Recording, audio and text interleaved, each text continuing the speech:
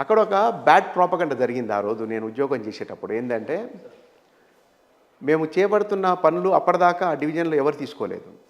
అన్ని పనులు తీసుకొని మేము ప్రజల్లోకి పోతుంటే కొంతమందికి ఇబ్బందయింది. సార్. వాళ్ళేమనుకున్నారంటే, వీడు ఉద్యోగరీత్యా వచ్చి ఈ జనాల్లో పోయి అవును. రేపు రాజకీయంగా టర్న్ అయ్యి ఇక్కడేదో మనకు ఎసరు పెట్టేటట్టు ఉన్నాడు అని కొంతమంది అనుకున్నారు. స్థానిక నాయకులు. సరే what ever it may be. Okay. అనుకున్నారు. వాస్తవంగా అది ఎవరికి మాకు లేకుండే అది. ఓకే. ఎందుకంటే అది నేను ఒక్కడిని కాదు కదా చేసేది. ఓకే. ఎవడో ఒకడు అనుకుంటే కాదు అది. అవును. మోటివేషన్ ఉండాలి, ఎక్స్ప్లెయిన్ చేయాలి, అందరు కోఆర్డినేట్ కావాలి, టీం వర్క్ లెక్క చేస్తే తప్ప కాదు అది. అవును. సరే వాళ్ళు అట్లా అనుకున్నారు, కొంచెం వాళ్ళకి ఇబ్బంది అనిపించినట్టు అనిపించింది.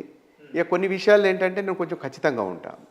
అంటే ఇన్ జనరల్గా ఎట్లా అంటే, ఒక పేదోడికి కానీ డబ్బు లేని వాళ్ళకి కానీ మధ్యతరగతి వాళ్ళకి ఏదైనా ఇబ్బంది అవుతున్నది, వాళ్ళకి కష్టం ఉన్నది, ఫలానోడి వల్ల అవుతుంది అంటే అది నా దాకా వస్తే దాంట్లో కొంచెం గట్టిగానే ఉంటాను అన్నట్టు. ఓకే. ఇక ఎట్టి పరిస్థితుల్లో కాంప్రమైజ్ గాను. అటువంటి సంఘటన ఒకటి మహబూబాద్ టౌన్లో జరిగింది. సార్. అది ఇక డీటెయిల్ అంత ఇప్పుడు అనవసరం. ఇక అది కూడా కొంచెము అయ్యి ఇక వీడిని తీసేస్తే తప్ప మనకు సాధ్యం కాదని అనుకున్న వాళ్ళు తీసేసారు అంతే, వేరేది ఏం లేదు. సార్, ఇందాక మీరు పేదవాళ్లకు అన్యాయం జరుగుతుందనంటే నేను కాంప్రమైజ్ అయ్యే ప్రసక్తి లేదన్నారు. మీరు మీ డ్యూటీ చేసే సందర్భాలలో కేసులు, అనేకమైన కేసులు మీ దగ్గరికి వస్తూ ఉంటాయి, మీ పరిశీలనలోకి వస్తూ ఉంటాయి. అందులో నిజమైన పేదవాళ్ళు బాధితులు అని చెప్పి మీరు ఎట్లా గుర్తిస్తారు సార్ ఇంత తక్కువ సమయంలో? Investigation, enquiry.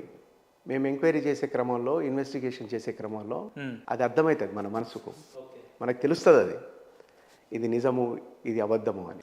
ఆ నిజము అనే దాన్ని తెలిసిన దాని వెంబడి పోతేనేమో మనం మంచి చేసినట్టు. ఇది నిజమని తెలిసిన తర్వాత కూడా మనం వేరే ప్రలోభాలకు లొంగి అబద్ధం అయిపోయినాం అనుకోండి, అది మనకు కూడా తెలుస్తుంది మనం తప్పు చేస్తాను అని. సార్, జనరల్గా పోలీస్ అంటే మనం సినిమాలలో చూపించినట్టు ఒక సివిల్ డిపార్ట్మెంట్లో చేసే వ్యక్తి ఎస్పీగా, ఫస్ట్ ఎస్ఐగా, తర్వాత సిఐ, తర్వాత డిఎస్పీ, అడిషనల్ ఎస్పీ అట్లా చేసుకుంటూ వెళ్తాను. మీరేమో నేను ట్రాఫిక్లో చేసిన సివిల్ ఎస్ఐగా 2-3 డిపార్ట్మెంట్ని కలుపుకున్నారు కదా సార్. ఇది ప్రాక్టికల్గా ఇట్లానే ఉంటుందా? ఒక ఎస్పీ స్థాయికి రావాలంటే ఏ పోలీస్ వ్యక్తి అయినా కూడా అన్ని డిపార్ట్మెంట్లో వర్క్ చేయాల్సి ఉంటుందా సార్? వర్క్ చేయాల్సి ఉంటుందని కాదు, అట్లా ట్రాన్స్ఫర్స్ ఉంటాయి. అంటే కండిషన్ అయితే ఒకటి ఉన్నది, అంటే కంపల్సరీ లూప్ లైన్స్లో, అంటే యూనిఫామ్ లేని సర్వీస్లో ఒక 2-3 ఇయర్స్ చేయాలి అనేది ఒకటి ఉంటుంది. పోలీస్ డిపార్ట్మెంట్ మొత్తం ఒకటే, అయితే దీంట్లో వింగ్స్ డిపార్ట్మెంట్స్ అలగలగా ఉంటాయి. ఇప్పుడు లా అండ్ ఆర్డర్లో చేసే ఆఫీసర్ ట్రాఫిక్లోకి పోవచ్చు, ఇంటెలిజెన్స్లోకి పోవచ్చు, వాళ్ళు రిక్రూట్ అయ్యేది ఇక్కడే, లా అండ్ ఆర్డర్లోనే రిక్రూట్ అవుతారు. కానీ ఈ రిక్రూట్మెంట్ జరిగేటప్పుడే మొత్తం వేకెన్సీ మీద రిక్రూట్మెంట్ అవుతుంది. ఇంటెలిజెన్స్, సిఐడి, అకాడమీ, ఇట్లా వేరియస్ వింగ్స్ ఉంటాయి. వాటిల్లో అన్నింటిలో ట్రాన్స్ఫర్స్ అయితేనే ఉంటాయి, అందరికీ ఏ ర్యాంక్లోనైనా ట్రాన్స్ఫర్ అవుతుంది.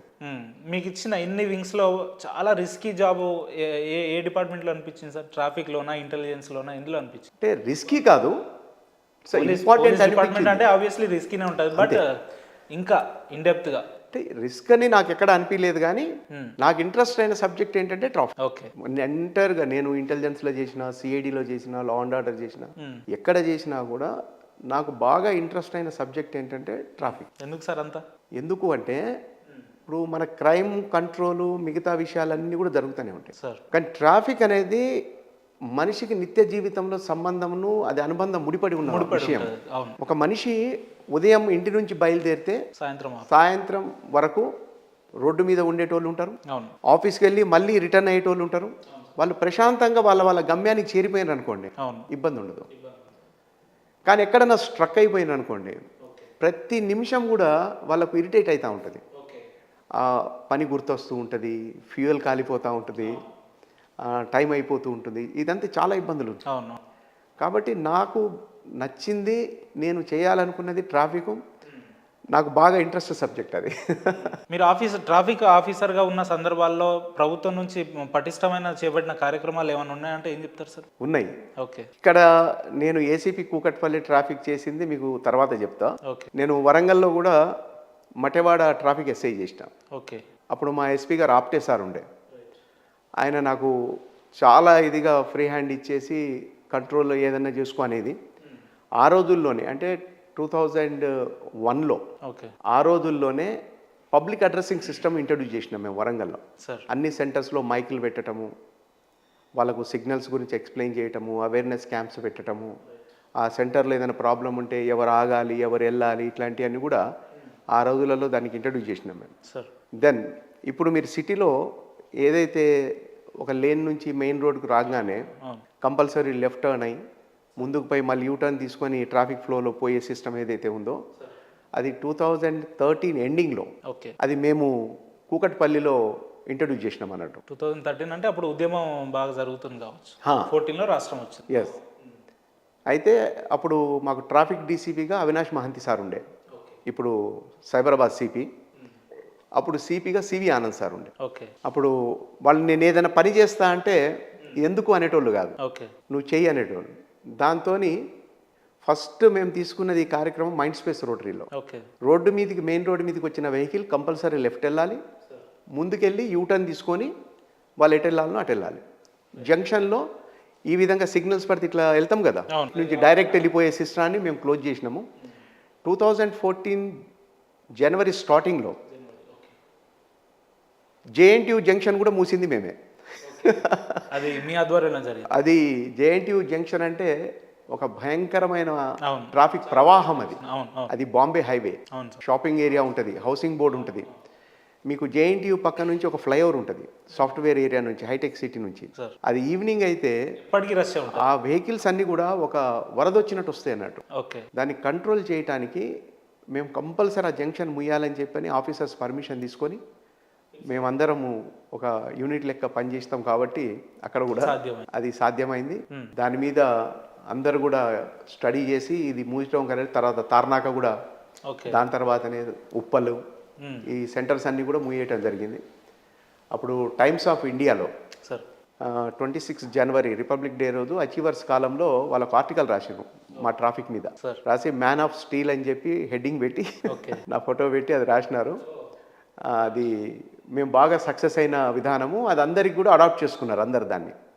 అట్లా అదొకటి చేసినాం మేము. 2014లో ఏదైతే ఈ యూటర్న్ సిస్టమ్ లేదంటే యూటర్న్ సిస్టమ్ ఇదంతా పెట్టినామంటున్నారు కదా సార్, అప్పుడున్న పరిస్థితులే ఇప్పటికీ మీరు చూస్తూ ఉన్నారా, లేదంటే ఇంకా ట్రాఫిక్లో అనేకమైన అంశాలు ఇంకేమైనా మారిన సందర్భాలు మీరు అబ్జర్వ్ చేస్తున్నారా సార్ సిటీలో? లేదు, మారినవి, చాలా మారినవి.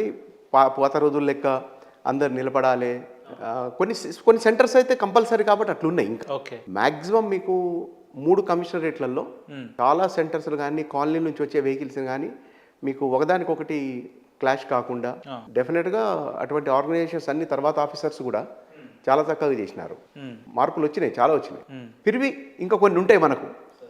డెవలప్మెంట్ అనేది, ఇంప్రూవ్మెంట్ అనేది కంటిన్యూ ప్రాసెస్ కదా. అది జనాభా పెరుగుతూనే ఉన్నది. కొన్ని ఎంత వెడల్పు రోడ్లు వేసినా కూడా నేరో అయితేనే ఉంటాయి. కాబట్టి అది సార్, మీరు ఇంటర్వ్యూ స్టార్టింగ్లో ట్రాఫిక్ అంశం మీద నాకు బాగా ఇంట్రెస్ట్ అన్నారు కాబట్టి ఈ ప్రశ్న అడుగుతున్నాం మిమ్మల్ని. ఇప్పుడు హైదరాబాద్ సిటీ అంటే ఇది సెంటర్ హెడ్ క్వార్టర్స్ కాబట్టి ఇక్కడ పొలిటీషియన్స్ కావచ్చు, పెద్ద పెద్ద ఆఫీసర్లు అంతా ఇక్కడే ఉంటారు. వాళ్ళు పొద్దున్న లేసి వాళ్ళు కూడా ఆఫీస్లోకి వెళ్ళాలి. వాళ్ళకి ప్రొటెక్షన్ ప్రోటోకాల్తో సహా మీరు అంటే ఒక విఐపి వెళ్తున్నాడు అంటే ఒక 10-15 మినిట్స్ సాధారణ ప్రజలను ఆపుతుంటారు కదా సార్, దానికి సంబంధించిన పరిష్కారం ఏమో వెతుక్కునే ప్రయత్నం చేయలేదు సార్ ఇప్పటివరకు? అంటే ఇప్పుడు దీంట్లో మనం 2-3 అంశాలు గ్రహించాలి.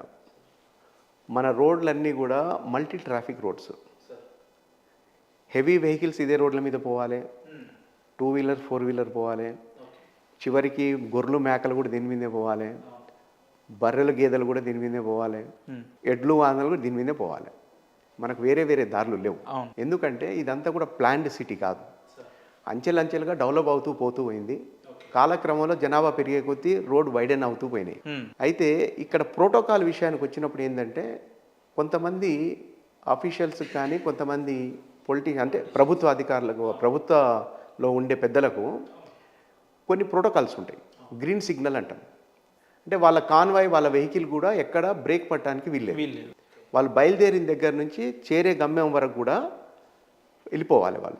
ఎందుకంటే వాళ్ళ టైం అంత వాల్యుబుల్ ఉంటుంది, వాళ్ళ మీటింగ్స్ కానీ వాళ్ళ పనులు కానీ దానికి సంబంధించింది అంత ఇంపార్టెన్స్ ఉంటుంది. కాబట్టి అక్కడ బయలుదేరిన దగ్గర నుంచి చేరేంత వరకు ఉండే ట్రాఫిక్ ఏదైతే ఉంటుందో ఆ ట్రాఫిక్ బిజీ సెంటర్ని బట్టి, ఫ్లోని బట్టి, టైమింగ్ని బట్టి ఒక్కొక్క టైంలో మరి ఒక్కొక్క రోడ్డు మీద వెయిట్ ఎక్కువ ఉంటుంది. అన్ని చోట్ల అన్నీ ఒక రకంగా ఉండవు.